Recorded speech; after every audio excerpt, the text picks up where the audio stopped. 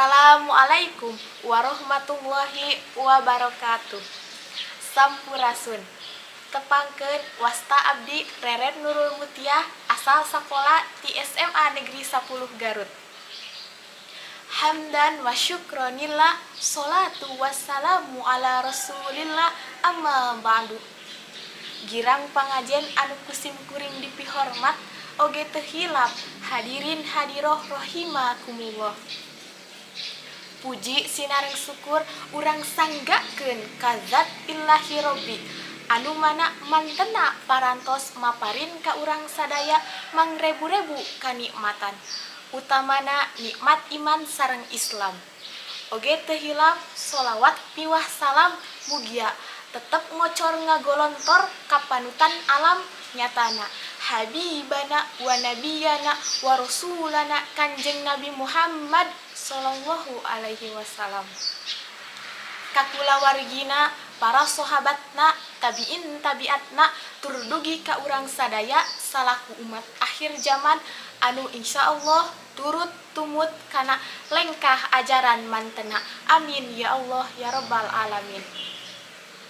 Alhamdulillah dina danget ieu simkuring baris medar hiji biantara anu jejerna ngajaga persatuan sareng kesatuan NKRI. Hadirin nu dipihormat, naon atuh anu disebut persatuan sareng kesatuan teh? Persatuan sareng kesatuan nyaeta hiji kecap anu hartina gemleng atawa teu kabagi. Nurutkeun Kamus Besar Bahasa Indonesia, persatuan nyaeta gabungan tina sababaraha bagian anu geus ngahiji.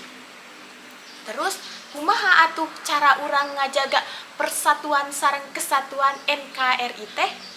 Nyaeta cara nu kahiji cinta tanah air. Urang pasti tos teu bireg ku ungkara cinta teh butuh bukti sanes ukur omong. Bukti cinta urang ka nagara nyaeta ngamumule kabudayaan, ulah tepi ka jati kasilih ku junti. Cara ngamumule kabudayaan salah sahijina nyaeta urang teu isin ngagunakeun basa Sunda dina kahirupan sapopoe. Ku jaman kiwari seueur nonoman-nonoman Sunda anu teu tiasa ngagunakeun basa Sunda. Pokna mah basa Sunda teh hese tur teu gaul. Padahal mah basa Sunda teh disebut basa indung. Basa anu mimiti pisan diajarkeun ku ibu rama urang pas urang diajar nyarios. Cara nu kadua ngajaga persatuan sareng kesatuan NKRI teh nyaeta urang salaku nonoman Sunda kedah pinter dina ngagunakeun media sosial. Nah, naon kitu kaitanana media sosial sareng persatuan kesatuan NKRI? Kaitanana ayeuna seueur pisan kasus ujaran kebencian anu matak nyebabkeun perpecahan di ieu nagara. Kulantaran kitu, urang salaku nonoman Sunda kedah bijak dina ngagunakeunana.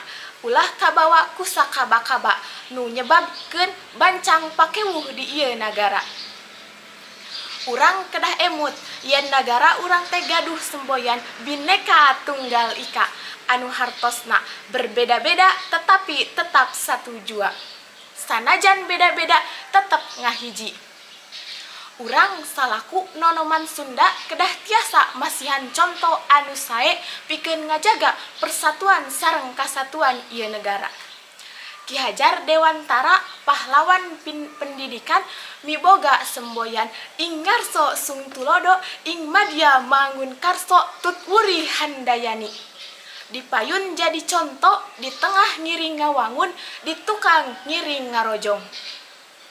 Kulantaran kitu urang jelas pisan tugas urang dina ngajaga ieu nagara nyaeta urang kedah siap jadi pelopor persatuan sanes jadi pelopor perpecahan. Hadirin nu dipihormat, mung dicekapkeun sakieu biantara ti simkuring hapunten bilih seueur kalepatan. Gunung Kutu, Gunung Guntur, can tigi di parapatan, mung sakitu nu kapihatur pamugi janten emutan. saninten buah saninten.